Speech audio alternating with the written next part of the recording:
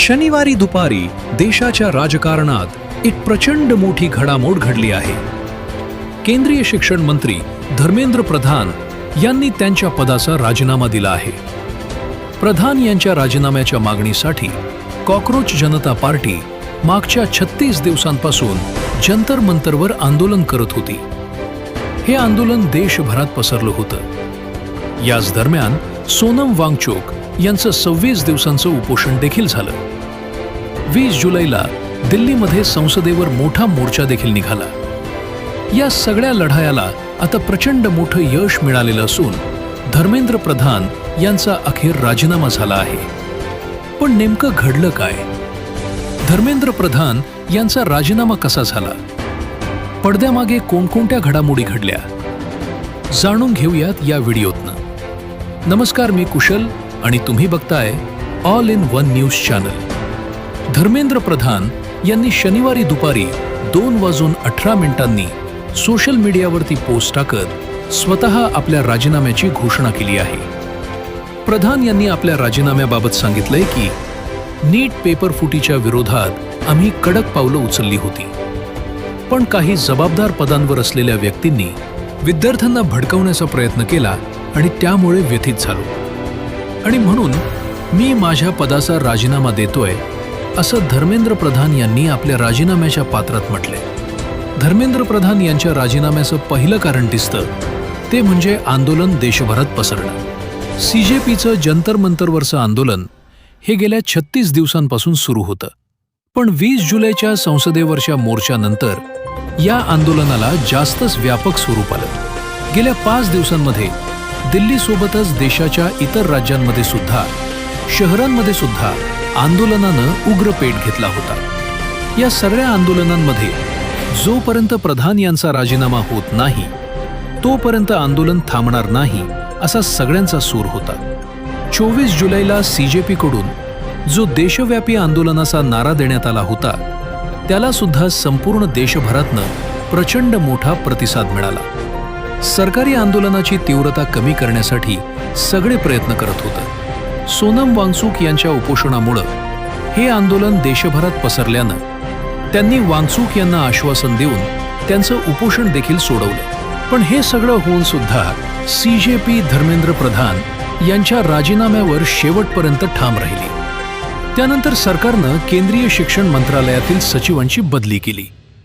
तसंच शुक्रवारी रात्री नॅशनल टेस्टिंग एजन्सीकडनं नीट पेपरफुटी प्रकरणात 47 अधिकाऱ्यांना बडतर्फ केलं. त्यामुळे राजीनाम्यापेक्षा सरकार शिक्षण व्यवस्थेत सुधारणा करण्याचे प्रयत्न करून तरुणांना प्रतिसाद देतंय असं दिसत होतं. पण तरी सुद्धा जोपर्यंत शिक्षण मंत्र्यांचा राजीनामा होत नाही तोपर्यंत आंदोलन थांबणार नाही, असं अभिजित दिपके आणि CJPचं म्हणणं होतं. शनिवारी सकाळी सुद्धा जर राजीनामा झाला नाही तर 20 जुलैपेक्षा मोठं आंदोलन होईल. राजीनामा घ्या, नाहीतर पंतप्रधान नरेंद्र मोदी तुमचाही नंबर लागेल, असा इशारा दिपकेंनी दिला. त्यामुळे सगळे प्रयत्न करून सुद्धा आंदोलन शांत होत नसल्यानं दिल्लीच्या बाहेर देशभरात आंदोलन पसरल्यानं सरकारला अखेर धर्मेंद्र प्रधान यांचा राजीनामा घेणं भाग पडलं. धर्मेंद्र प्रधान यांच्या राजीनाम्याचं दुसरं कारण दिसतंय ते म्हणजे सरकारवरचा दबाव हा वाढत चालला होता. फक्त कॉकरोच जनता पार्टीच नाही तर देशाचे विरोधी पक्ष सुद्धा या मुद्द्यावरून आक्रमक झालेले. 20 जुलैला संसदेच्या पावसाळी अधिवेशनाला सुरुवात झालीये, पण त्या दिवसापासून विरोधकांनी हा मुद्दा संसदेत लावून धरला होता. विरोधक राजीनाम्याच्या मागणीवरती ठाम होते, त्यामुळे संसदेचं कामकाज सातत्यानं ठप्प होत होतं. राहुल गांधी आणि काँग्रेस पक्षानं या मुद्द्यावरून पंतप्रधान मोदींच्या निवासस्थानाबाहेर मोठं आंदोलन उभं केलेलं.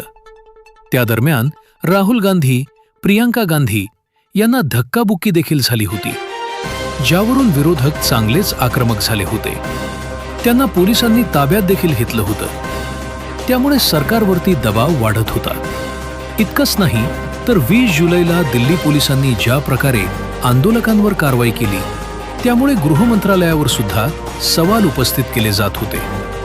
महत्त्वाचं म्हणजे सरसंघचालक मोहन भागवत, भाजपचे ज्येष्ठ नेते मुरली मनोहर जोशी अशा नेत्यांनी सुद्धा यावरून मोदी सरकारला धारेवर धरलं होतं. जर आंदोलन आणखी चिघळलं असतं तर थेट मोदींच्या खुर्चीवरती प्रश्न उपस्थित झाले असते.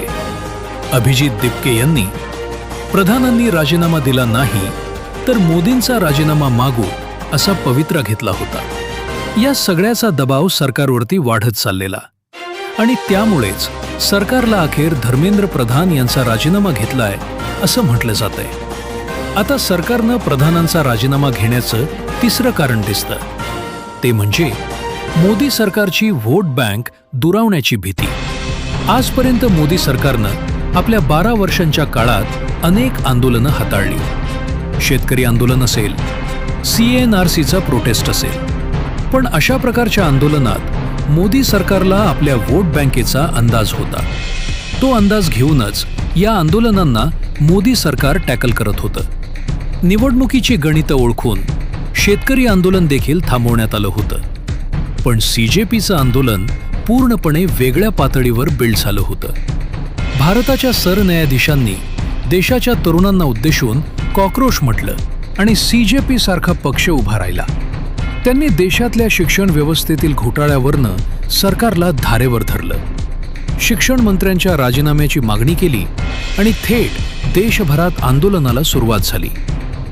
आधी देशातल्या 20 पेक्षा जास्त ठिकाणी आंदोलन झाल्यावर सोनम वांगचुक यांचं उपोषण आणि जंतर मंतरवर 1 महिना चाललेल्या आंदोलनाला 20 जुलैला हिंसक वळण मिळालेला. लाठीचार्ज झाला आणि या आंदोलनाला देशभरात पाठिंबा मिळाला. खरं तर या आंदोलनात सहभागी झालेल्या जिंजी वर्गानं मोदी सरकारला आणि पोलिसांना न घाबरता, न भिडबाधिव ठेवता आपली मतं मांडायला लाठीचार्ज नंतर सुद्धा जंतर मंतरवरती आंदोलनासाठी जमायला सुरुवात केली. पुणे असेल, मुंबई असेल, अशा ठिकाणी मोठमोठी आंदोलनं झाली. राजकीय पक्षांचा या आंदोलनाला पाठिंबा मिळाला. ज्या तरुण वर्गानं मोदी सरकारला 2014 मध्ये तारलं, निवडून आणलं, तोच तरुण वर्ग मोठ्या प्रमाणात विरोधात गेल्यानं मोदी सरकारला याचा भविष्यात फटका बसणार याची जाणीव सरकारला व्हायला लागली. त्यात या तरुण वर्गाला विरोधक आपल्या बाजूनं खेचून घेतील ही परिस्थिती सुद्धा तयार झाली. या सगळ्या पार्श्वभूमीवर रात्री 12-12 वाजता इन्स्टावरती व्हिडिओ टाकून पंतप्रधान मोदींनी सुद्धा या जिंजी आंदोलनाची दखल घेतली आणि या व्होट बँकेशिवाय राजकारण चालणार नाही हे भाजपच्या लक्षात आलं. त्यातच आज सकाळी सरसंघचालक मोहन भागवतांनी तरुण पिढीशी संवाद साधावा असं वक्तव्य केलं. थोडक्यात ही व्होट बँक आपल्या हातून निसटण्याच्या भीतीनेच धर्मेंद्र प्रधान यांचा आज राजीनामा झाला असं म्हणता येतं. एकंदरीतच काय तर धर्मेंद्र प्रधानांकडे राजीनामा ही घटना ऐतिहासिक आहे. मोदी सरकारच्या या 12 वर्षांच्या काळात एखाद्या मंत्र्यानं राजीनामा देण्याची ही घटना क्वचितच घडली आहे. त्यामुळे आता पुढे काय होतं, सरकारवरती याचा कसा परिणाम होतो हे पाहणं महत्त्वाचं असणार आहे. धर्मेंद्र प्रधान यांच्या राजीनाम्याविषयी तुम्हाला काय वाटतं? तुमची मतं कमेंट बॉक्समध्ये लिहून कळवा आणि अशाच माहितीपूर्ण व्हिडिओसाठी ऑल इन वन चॅनलला नक्की सबस्क्राईब करा. धन्यवाद.